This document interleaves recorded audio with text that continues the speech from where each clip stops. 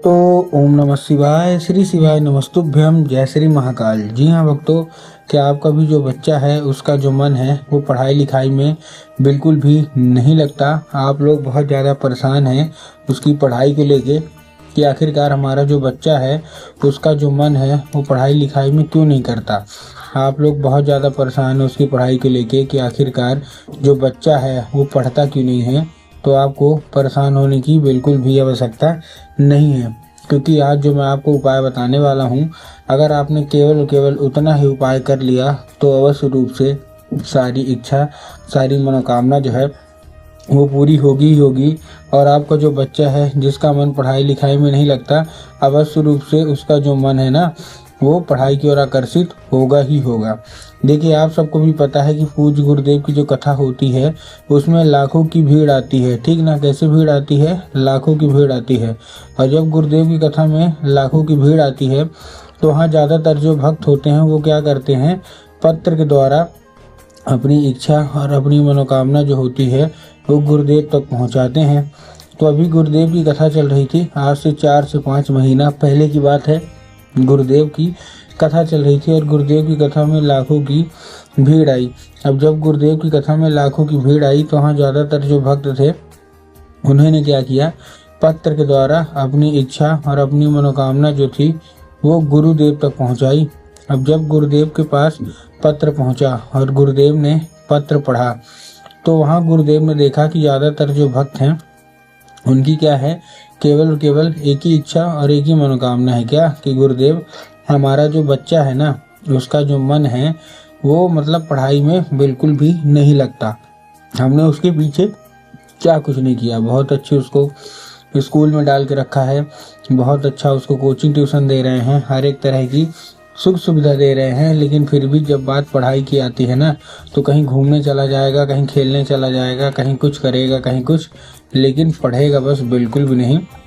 तो कृपया करके कोई उपाय बता दें ताकि हमारा जो बच्चा है ना वो अवश्य रूप से पढ़ाई की ओर आकर्षित हो, ठीक है ना। हम लोग बहुत ही ज़्यादा परेशान हैं। अब जब गुरुदेव ने ये देखा तब गुरुदेव ने 2 से 3 उपाय बताए और कहा केवल और केवल ये उपाय कर लेना, तुम्हारा जो भी बच्चा है जिसका भी मन पढ़ाई लिखाई में नहीं लगता, अवश्य रूप से उसका जो मन है वो पढ़ाई की ओर आकर्षित होगा ही होगा। अब जब गुरुदेव ने उपाय बताया तो लोगों ने जा जाके इस उपाय को घर में करना शुरू कर दिया। अब जैसे ही लोगों ने जा जाके इस उपाय को घर में करना शुरू कर दिया, वही लोग गुरुदेव की कथा में मात्र 1 से 1.5 महीने के बाद वापस आए।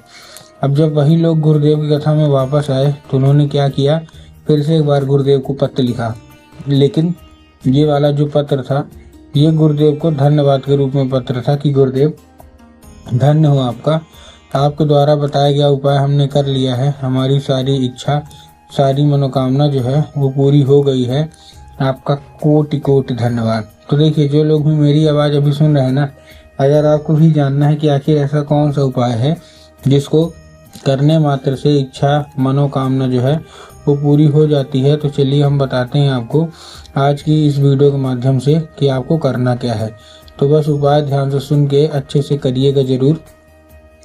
लेकिन उसके पहले चैनल पे अगर पहली बार आए हैं और आवाज़ मेरी पहली बार सुन रहे हैं तो वीडियो कर दें लाइक और चैनल कर लें सब्सक्राइब, ताकि पूजनीय पंडित प्रदीप जी मिश्रा के रोज़ नए नए उपाय जो कि मैं उनकी कथा से सुनता हूँ, श्रवण करता हूँ, सबसे पहले मैं आपको प्राप्त करा सकूँ, ठीक।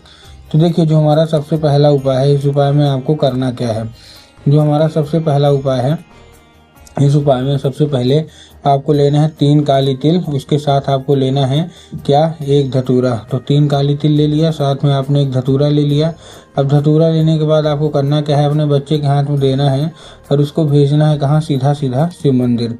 अब जैसे ही आपका बच्चा शिव मंदिर पहुँचेगा, शिव मंदिर पहुँचने के बाद क्या करना है, उसको बोलना है कि दक्षिण दिशा में खड़ा हो जाए और उत्तर की ओर अपना चेहरा कर ले। अब देखिए, दक्षिण और उत्तर में भी ना बहुत सारे लोग कंफ्यूज होते हैं कि दक्षिण क्या है उत्तर क्या है, हमको थोड़ा साफ साफ बताओ। तब गुरुदेव ने साफ साफ बताया है कि आप जिस भी शिव मंदिर जा रहे हैं उस शिव मंदिर का जिधर साइड जलाधारी होगा आपको अपना चेहरा उधर साइड कर लेना है, ठीक। मतलब उधर साइड करके खड़े हो जाना है, ठीक। खड़े हो गए, खड़े होने के बाद आपको करना क्या है, एक नाम लेके, कौन सा, महादेव का बहुत ही सुंदर सा नाम है, श्रम्भेश्वर महादेव। तो अपने बच्चे को बोलिएगा कि श्रम्भेश्वर महादेव का नाम लेके और उन्हीं का स्मरण करके चुपचाप क्या कर दें, अर्पित कर दें बस। पूज्य गुरुदेव कहते हैं कि अगर आपके बच्चे ने इतना ही कर लिया तो अवश्य रूप से सारी इच्छा, सारी मनोकामना जो है वो पूरी होंगी ही होंगी और आपका बच्चा जो है वो पढ़ाई की ओर आकर्षित होगा ही होगा। ठीक, ये था कौन सा,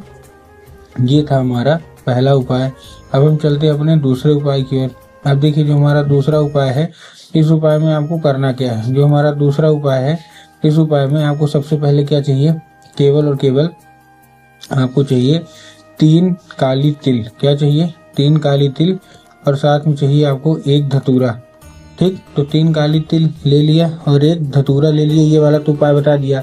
दूसरे उपाय में आपको एक लाल फूल चाहिए और लाल फूल के साथ साथ आपके घर में माता सरस्वती की फोटो या मूर्ति होना अति अनिवार्य है। अगर आपके घर में माता सरस्वती की फोटो या मूर्ति है तब तो अच्छी बात है, लेकिन अगर आपके घर में माता सरस्वती की फोटो या मूर्ति नहीं है तो आपको बाजार जाना है, माता सरस्वती की फोटो या मूर्ति लाना है और घर में क्या करना है, स्थान दे देना है। ठीक, दे दिया स्थान। स्थान देने के बाद आपको करना क्या है, स्थान देने के बाद आपको केवल और केवल एक काम करना है। आपको शाम के वक्त में जब भी आपके घर में पूजा पाठ होती है तो लाल फूल उठाना है और अपने सबसे पहले तो माता सरस्वती को क्या करना है, अर्पित करना है और माता से उसको औषधि के रूप में मांगना है कि माता कृपया करके हमको इसको औषधि के रूप में प्रदान करिए। अब क्या होगा, अब ये औषधि का रूप ले लेगा। अब आपको करना क्या है, उसी रात जब आपका बच्चा अच्छे तरीके से खाना पीना खा के सो जाए तो आपको लाल फूल उठाना है और अपने बच्चे के माथे पे 2 से 3 बार आपको क्या कर देना है, फेर देना है। पूज्य गुरुदेव कहते हैं कि उससे होगा क्या, उस फूल के जरिए स्वयं जो माता सरस्वती है ना, वो उसके दिमाग में प्रवेश कर जाएंगी और जितना भी दिमाग इधर उधर के कामों में लगता है वहाँ से न लग के केवल केवल जो उसका दिमाग है वो पढ़ाई की ओर लगेगा ही लगेगा। ये था कौन सा, ये था हमारा दूसरा उपाय। अब हम चलते हैं अपने तीसरे और आखिरी उपाय की ओर। अब देखिए तीसरा और आखिरी जो हमारा उपाय है ना, इस उपाय में आपको चाहिए क्या, इस उपाय में आपको केवल केवल एक पान का पत्ता चाहिए और पान के पत्ते के ऊपर आपको शहद का लेपन कर देना है। ठीक, तो पान के पत्ते के ऊपर शहद का लेपन किया। शहद का लेपन करने के बाद अपने बच्चे के हाथ में देकर उसको भेजिए कहाँ, सीधा सीधा शिव मंदिर। अब जैसे ही आपका बच्चा शिव मंदिर पहुंचेगा, शिव मंदिर पहुंचने के बाद उसको बोलिएगा कि बाबा भोलेनाथ के ऊपर नहीं, माता शोक सुंदरी के ऊपर अर्पित कर दे। माता शोक सुंदरी की जगह कहाँ होती है, जलाधारी के बिल्कुल बीचों बीच, तो आप वहीं अर्पित करवा दीजिए बस। पूज्य गुरुदेव कहते हैं 1 से 1.5 महीना मुश्किल से मुश्किल लगेगा, अवश्य रूप से आपका जो बच्चा है ना वो पढ़ाई की ओर आकर्षित होगा ही होगा और बिना कुछ बोले, बिना कुछ कहे, केवल और केवल जो है वो पढ़ाई ही पढ़ाई करेगा। तो उम्मीद करता हूँ आज का ये उपाय समझ में आ गया होगा।